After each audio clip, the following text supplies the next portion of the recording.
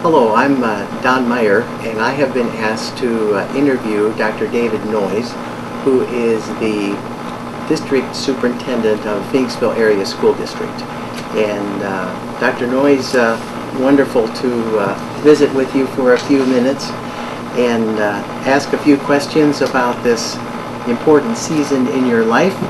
June 30th is coming. June 30th is coming. And what's happening on June 30th?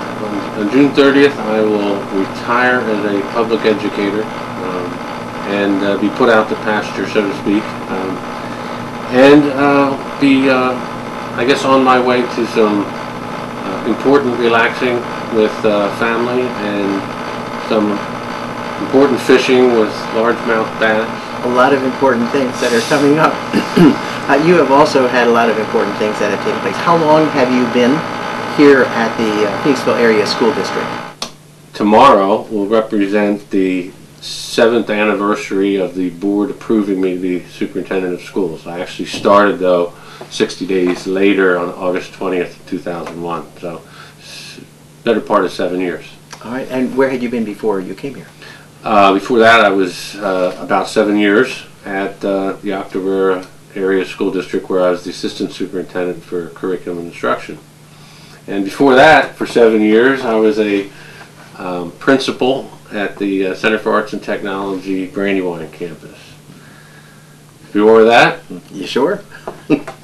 14 years as a classroom teacher teaching high school science. One of the curiosities I had was, how did you get into education in the first place? Well, it wasn't easy. My father wanted me to be a career military officer. So as a result of his pressure to do so, I applied for a commission at Annapolis and also the Coast Guard Academy.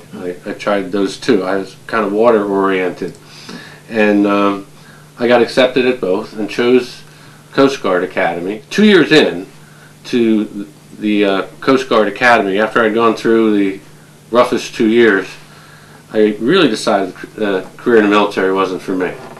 And what I really always wanted to do was to be a teacher, because I had a wonderful biology teacher when I was in 9th grade who really inspired me, and I said, wow, that's what I'd like to do, is to be a biology teacher, okay, just like him. And I had another English teacher who was extremely inspiring when I was in 10th grade. So really, I think teachers make teachers. And so I resigned from the Coast Guard Academy and enrolled in Westchester University and worked my way through to my teaching certificate.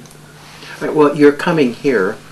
You had some big challenges when you came here. What would the largest ones be over your 7 years? I know you had some challenges when you first began.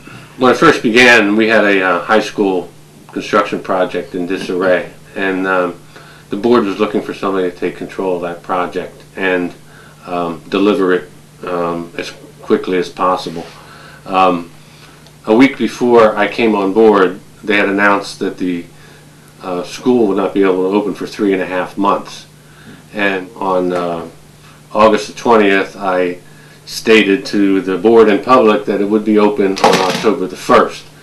And that indeed did happen. So that was something I was very happy about. And then a couple of months later, we signed an early bird contract with the teachers union, okay, and that had been rejected before the previous spring. So I was really kind of on a roll in that first year. And during these years, other high points that you would look back to and say, you know, these items would be high points of your career? I think one of the high points just occurred about a week ago, and that was, for the first time in history, every student graduating from the high school was proficient in reading and mathematics. Okay, every student without an IEP, I should say. That was a very proud moment, because we had 76 students not score proficient in their junior year. So to get them to proficient by graduation was quite an accomplishment by the folks at the high school, and I'm very proud of their diligence on that. I'm very proud of the Education Foundation and the fact that it puts hundreds of thousands of dollars into education programs, not only in the school district but in the community. And I'm very proud of the administrative team that we built. Okay, we really have what I would consider to be the best administrative staff in the county.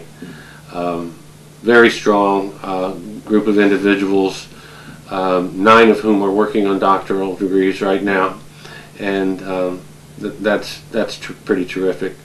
And I think the last thing I'm proud of is I'm proud of the school board for choosing Dr. Maria Schwab to be the next superintendent. She's an extraordinary lady who will do great things here in Phoenixville. At your retirement dinner last week, I believe she was quoted in the paper as describing you as one of her best mentors that she has had. And so her success will be very meaningful, I'm sure, to you in view of your investment and encouragement in her life. There's a great deal of respect that we both feel. And it seems that whenever we would come to a conclusion about what to do regarding a difficult situation, we were always on the same page. And that's a lot easier to do when you try to make decisions based on what's best for children. You, at that retirement dinner, I believe, I read, and I had to be out of town so I couldn't be there, that you were given a rocking chair. Do you plan on using that rocking chair, or is it there as a memento that you will admire and appreciate your friends who gave it to you? Well, it fits, okay? It not only fits me physically, but it fits that I should get a rocking chair on the way out the door, and it's very nicely engraved with the logo of the Phoenixville Area School District. So I will have fond memories upon utilizing it. It's probably going to be sitting in the quiet corner up in our mountain home. So in your final days here, are you thinking about fishing? Are you still focused? I'm still focused. We have a school board meeting tonight that is going to probably determine the direction of the school district for the next decade. So it's very important, and I'm very focused. But when that board meeting is over tonight, I'm going to be very unfocused and have some vacation days planned prior to my last day. Okay. So many people in the community who know you admire you. The descriptions, again, in that article in the paper, a person of integrity and so forth. And we will miss you. We congratulate you on your retirement. And thank you, I can't speak for the whole community, but for the little bit that I know of, for the role that you have had and for our friendship as well. Well, thank you for the friendship and for the mentorship. Yes. I appreciate it.